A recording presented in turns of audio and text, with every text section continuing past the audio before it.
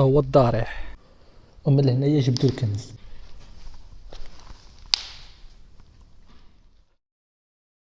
السلام الخوت، اليوم جينا للعروبيه غنمشيو لواحد السيد قال لك شفر منه الكنز. خليكم معنا هذا الفيديو هذا غنمشيو تماكم نشوفوا كيفاش داير. وهذا السيد هذا جا في الخلا.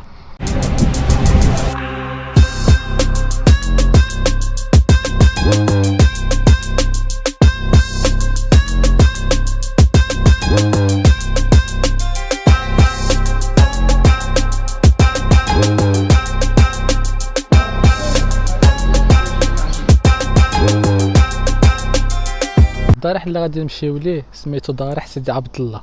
هو هذاك راه هو في كيبان بعيد في راس الجبل.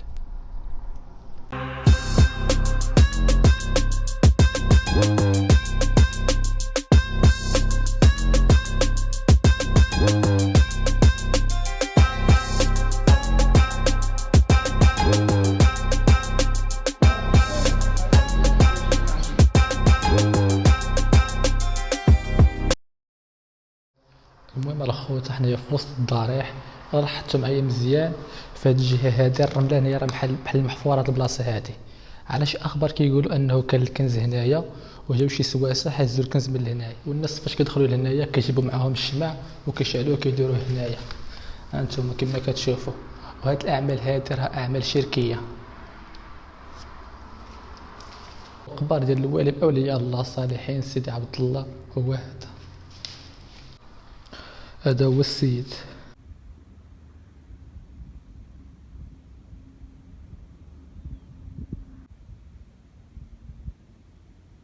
كما كتشوفوا معايا هذا هو السيد مع برا. هانتوما شوفوا كيفاش داير.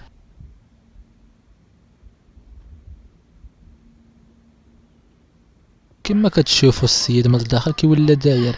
هادشي كامل غير بالشمع اللي كيجيبوا العيالات والناس ديال هاد المنطقه هادي اللي فيها هاد الضريح.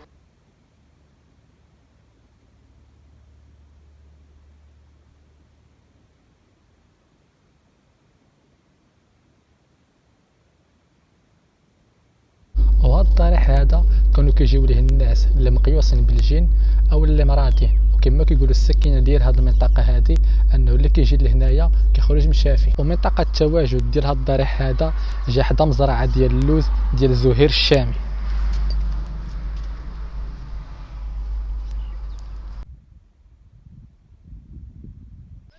هذا هو السيد اللي غنمشيو ليه. هانتوما شوفوا فين بعيد راني مزومي عليه.